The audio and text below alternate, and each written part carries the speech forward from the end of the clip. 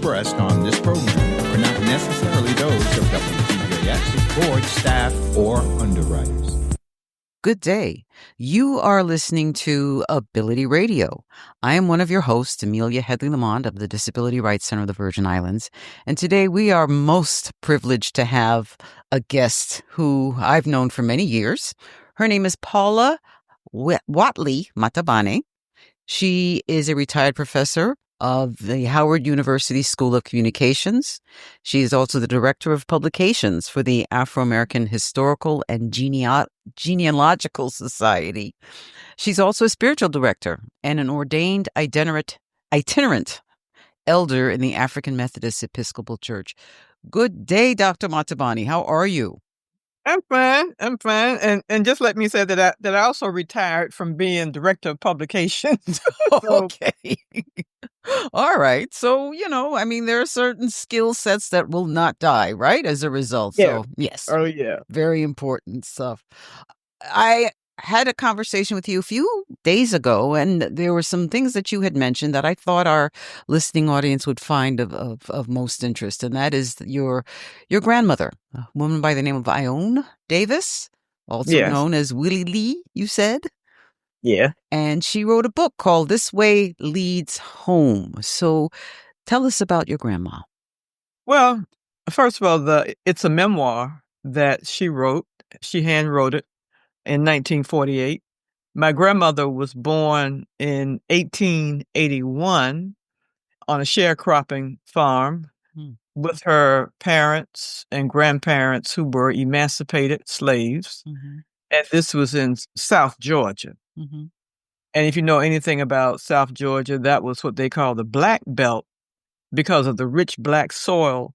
And it was like the cotton center, of Georgia. Mm-hmm. Those counties were very wealthy.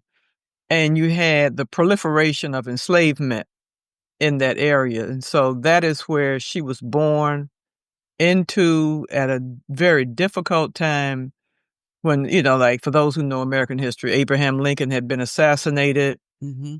And the program to help elevate the newly freed people was put on the back burner. It was betrayed and ushered in these violent white supremacy governments mm-hmm. At the state level. Mm-hmm. And then they had sharecropping, which I don't know if people in your audience are familiar with that. Well, explain that. Yeah, explain what do we mean by sharecropping? Well, kind of like a tenant farmer, like you sign on with a landowner mm-hmm. and he gets the bulk of whatever the crop is. He gives you the seeds and some, food and all that.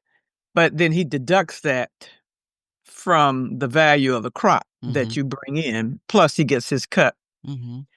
And that system essentially left the sharecroppers, who were almost not all of them were Black, but it said 90% or something, some high number. Mm-hmm. It left them impoverished because the landowner charged whatever they wanted to charge. And the sharecroppers did not have the right to go to other stores, buy products. And you were living on their land, in their house, so, it was quite close to slavery. It wasn't slavery, mm-hmm. but it was close to it in terms of the economic outcomes. Mm, wow. So, but anyway, my grandmother wrote this memoir in 1948. I did not know about it until 1980. And when I got it, my mother had never, didn't know that it had been written of. She did. She had totally forgotten. Mm-hmm. And it's a long story as to how I got the document. But I think it's a more interesting story as to when and where and why she wrote it. She was, as I said, she was born and raised in Georgia, mm-hmm. down there in South Georgia in, the country. But in 1901, she had the opportunity to go to the big city of Columbus, Georgia, which was about 80 miles north of there, but it was a city. And she went as a live-in nanny for this wealthy white family. Mm-hmm. And in the process, going to church, she met my grandfather, and they got married and had 6 children. Mm-hmm. Now, he was actually born a slave. He was older than her because he had been married before. And he was born during the slave era, but he was a teacher. So he had like finished 10th grade. Because at that time, Georgia did not have any public high schools for Black students. Mm-hmm. For a Black student to go to high school, they had to go to a private school. And of course, if you were a sharecropper's daughter, you You were going not anywhere. going. No. Yeah. And my grandmother only finished like 6th grade, Mm-hmm. These rural one-room schoolhouses. So she didn't have a whole lot of education. And that's why I found it even more amazing that somebody with a 6th grade education could write their memoir. Right. And it's very well written. She wrote it. It's handwritten by her. It's not published. Like that's what I'm working on, publishing it. Mm-hmm. But she wrote it in 1948, and this is like the research that I did. Like, okay, so she was in California when she wrote it. She was in California because one of her daughters had moved to California at the end of World War II. Mm-hmm. Seeking a better way of life, trying to get away from Jim Crow, racism in the South. Mm-hmm. And she asked her mother to come out to help her because she had a son and she was divorcing her husband. There's a whole lot going on. Right. And so my grandmother went out there, but there were things that propelled her to go that I would like to talk about that I think could be of interest to your audience. Mm-hmm. The war ended. The men came home from overseas. Second World War, right? I'm sorry, Second World War. Yeah, 1946. Okay. That's when they were coming home. Mm-hmm. Well, in the state of Georgia, you had the Democrats and the Republicans, but at that time, the Democrats were the conservative, ultra-right wing party. Mm-hmm. Unlike today, it has flipped, Mm-hmm. and that's another whole historical thing we don't have to talk about. But just know that the Democrats were the right wingers, and they had that's where you had the Ku Klux Klan and all that were in that party. And so they would have a primary election, Mm-hmm. and they declared that it was an all-white primary election, that Black people were not allowed to vote in the Democratic Party primary. Wow. Okay. And they could vote in the general election, but the Republicans did not stand a chance of election in Georgia at that time. And so you had to vote on the person that the white people, if you were Black and you were going to vote, you had to vote on the person that the white people had chosen. You didn't have the opportunity to choose. Because you couldn't vote in the primary. Right. So in that same year, 1946, in March, this Black preacher named Primus King had challenged the all-white primary, and he won in the Georgia Supreme Court.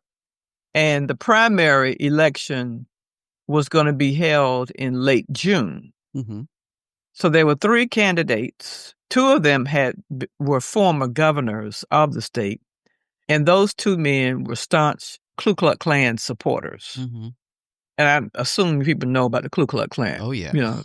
Ultra-racist group, violent. The third man, and I can't remember his name right now, he was a moderate. Okay. So when the primary election went, Black people voted in large numbers, and the moderate won the popular vote. Mm-hmm. But he did not win the election because Georgia had kind of like an electoral college system based around the counties. Right. And so you had to win a majority of the vote in each county. Now, some counties might not have but 100 people voting versus the city of Atlanta, that had hundreds, thousands of voting, or like in Columbus. So, and see, the Black people were more in the cities and the progressive whites were in the cities. Right. And, the conservatives, right-wingers were in these little small counties. And Georgia has 159 counties, I think more than any other state, maybe not more than California and Texas, I don't know. But so this guy didn't win. This right-winger Klansman named Eugene Talmadge won a majority of the counties. And then he won because he did not get the popular vote.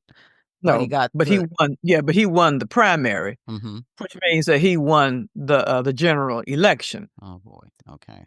Now, and during the primary time, he was like very virile. He said that Negroes better not be voting. This is white people's primary and not for Negroes, even though the Supreme Court had ruled in the opposite way. Now I'm going somewhere with this story. The good thing about his name was Eugene Talmadge. The good thing about him is that his old racist behind died that December, so he didn't get a chance to take office. Oh God! Oh, so but sometimes the Lord works in mysterious ways, right? So anyway, let's fast forward. That was 1946. June 1946. Let us fast forward to June 1966. I'm going to tie in something so you can see how this thing is working and what else is at work in this story that I had to research. My grandmother doesn't write it into the story. I had to research. So June 16th, 1966 was when Stokely Carmichael, Kwame Ture, he was Stokely then, went to Greenwood, Mississippi for a youth rally, for SNCC. And that's when Nonviolent Coordinating Committee. Yes. And that's when he introduced this concept of Black Power. And we were watching TV. My grandmother was living with us in Atlanta by this time because she was supposed to be, quote, senile. And we were sitting there watching the nightly news, and Stokely, and it's a story about Stokely, and he's sweating, and you know how Stokely was very, and he said, Black Power. What do we want? Black Power. What do we want? And the people said, Black Power. When do we want it? Now. What do you want? Black Power. I mean, it was like, whoa. Because in 1966, the average Negro did not want to be called black. Okay? Right. They'll cut your head off if you call them black. You better call me a Negro or colored. All right? Black was a nasty word. Right. So grandmama saw it, and we were just kind of shocked, because I was a good little Negro at that time. And so my grandmother got up from where we were sitting, and she started walking down the hallway to her room. And then she turned around and came back, and she started talking. She wasn't talking to anybody in particular, but I was the closest one. I was a teenager then. I was the closest one. And she said, we went to the rally, and Talmadge came out. Talmadge was there, and he was speaking. And he said the only difference between a cow and a nigger gal is a number of tits. This is what your grandmother told you? Yes. It just came out.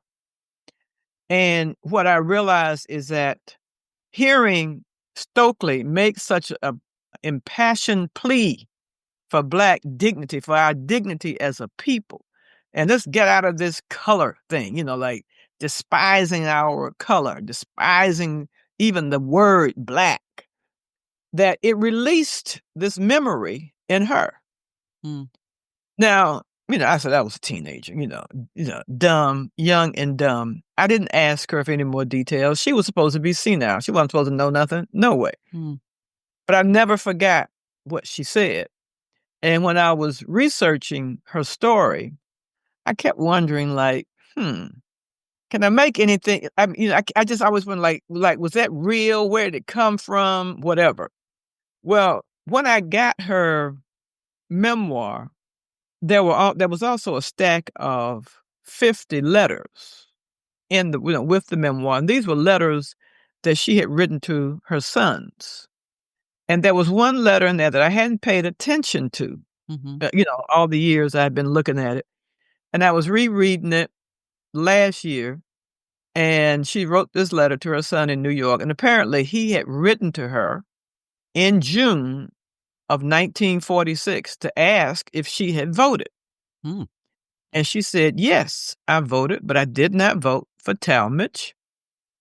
And she went on to say why, but the masses wanted him, and that's all that counts. And she just said, Georgia's just going to burn up like Sodom and Gomorrah because this place is sick. Essentially, that was her thing. It's a sick place, with all this racism. And I said, gee, I wonder did Talmadge come to Columbus? Because she lived in Columbus, Georgia, still that's southwest Georgia. And I went to the historical newspapers, and bam, sure enough, Talmadge had come to Georgia, to Columbus on June 13th, 1946, and had a political rally. And all I could think was, I'm sure since they had the right to vote now in the primary, that my grandmother and some other Black people just went to the rally, to assert their presence, that we're coming to here and we can vote. And I'm sure that's when he must have made that awful statement. Right. That was, and he said it on purpose, to demean them. I mean, like, it's not in the newspaper article, of course they wouldn't report something like that. Right. Like that. Very interesting so my grandmother also in the letter, for the first time in her life, says that she's sick of Georgia and she wants to be with people who have good common sense. So she said, I think I'll try my luck in California. Now, this is somebody who was born in 1881. She has lived her whole life in South Georgia, always against Black migration out of the South. But it's so much happening. The Black soldiers have come back from World War II. And in that general area, there have been lynchings. There was a Black, I don't have his name right here in front of me, but a Black vet from World War II who was overseas was lynched for voting in the primary. 2 Black couples were together and they were lynched on a bridge.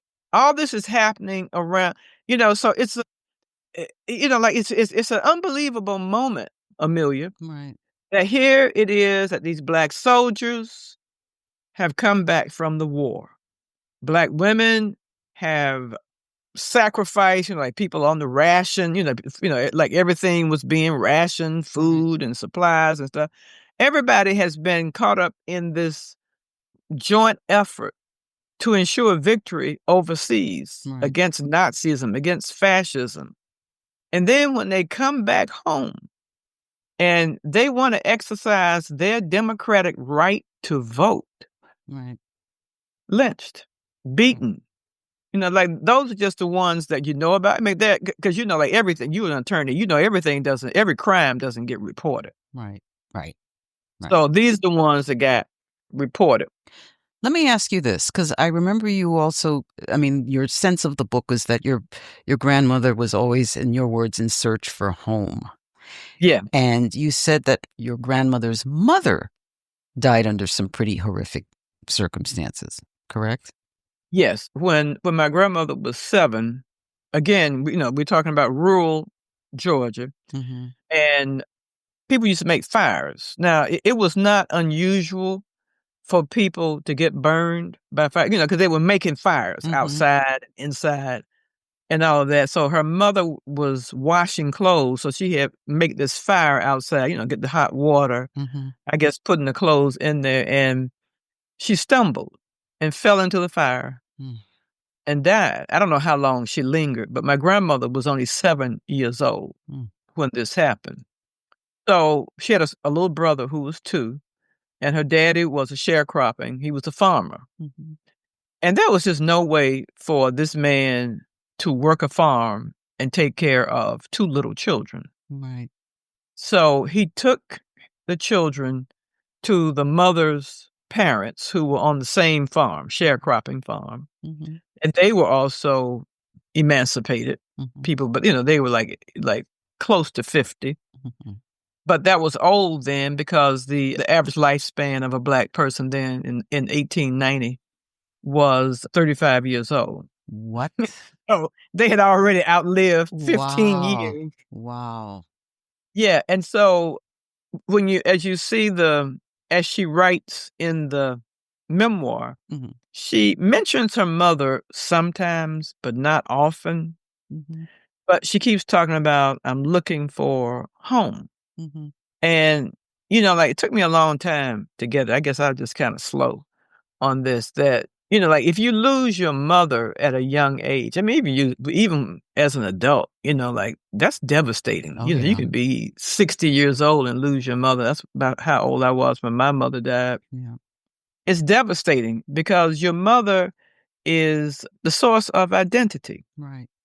and that's home. Right. That's home. And so then I realized that that's why my grandmother named her story This Way Leads Home.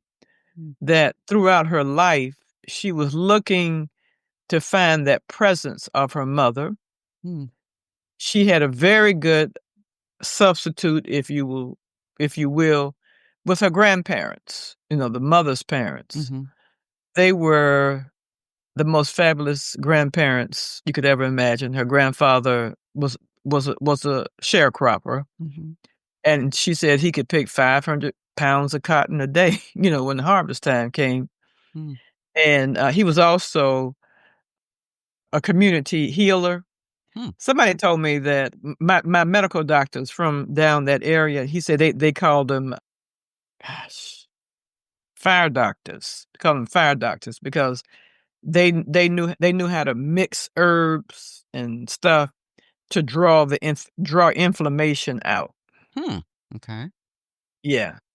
So that's who he was. And then her grandmother had been one of the sewing ladies during slavery time. So she taught my grandmother how to sew, which became her profession, Mm-hmm. like one of her professions when she grew up. And my grandmother taught my mother and the other daughter. My mama kind of half taught me. I don't sew. I did learn, the basics, Mm-hmm.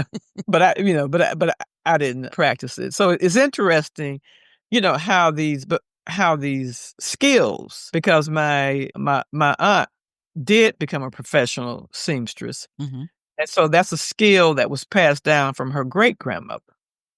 So it's like from her great grandmother to her mother, and then she practiced it. So, but it is this longing, this searching, Mm-hmm. and it led me to have to do some deeper reflection on myself and just seeing who I am. Because, see, I came of age in a very transitional period. Like I said, June 16, 1966, Stokely Carmichael introduces this utterly radical, Right. unheard of Right. idea of Black power. Right. That's an oxymoron in 1966. Exactly. Yep. A total contradiction of terms. Ain't no power associated with nothing Black. Right. And Stokely put it out there, and that just began, then the Afro was coming in, and he started saying Black is beautiful, and when we started searching for our African roots, because then it's like, like I'm not a Negro anymore. I was very comfortable being a Negro. Right. Growing up. I hear you. With Very a little comfortable. Ebony and Jet publications. Yeah, That's very about comfortable with that. But after 1966, after Stokely blew it wide open, Mm-hmm. and let me challenge you on something right now, Amelia. Mm-hmm. That date, June 16th, does it resonate anything in you? Mm. Isn't Does that it conjure up? Does it Juneteenth? conjure up something important in you? That date? Is it Juneteenth related? Or is it No, June 19th? no. Then no, because I'm 66. I was probably what, 11, 10 years old. Oh, 10 years okay. old. Yeah, I was 10 years old. But I do remember, No, when I say it, you're going to know it. Okay. June 16th, 1976. Mm-hmm. The Soweto uprising. Ah. Exactly 10 wow. years Okay. to the day that Stokely rattled America. Youth in Soweto, South Africa, came out with Black consciousness influenced by the Black Power movement of America. Now, they didn't choose that date. Oh, that was very strategic, you think, huh? No, I think it just happened. No, it just happened because in that moment, the white minority government had issued an edict saying that they were not going to teach Black African kids in English anymore. Right. The views And they expressed on this said, program are not necessarily We're going to need to cut. We're going to need to wrap up. Oh, the time is up already? Yeah. Okay. So hold on a sec. What I want to do is we're going to continue with this conversation because there's a lot to delve into. One of the things we talked about was coming of age and so forth. So our guest today was Paula Matabane. She is a itinerant elder in the African Methodist Episcopal Church, formerly professor at Howard University School of Communications. Thank you so much for listening. Have a good day. The views expressed on this program are not necessarily those of WTJX, its board, staff, or underwriters.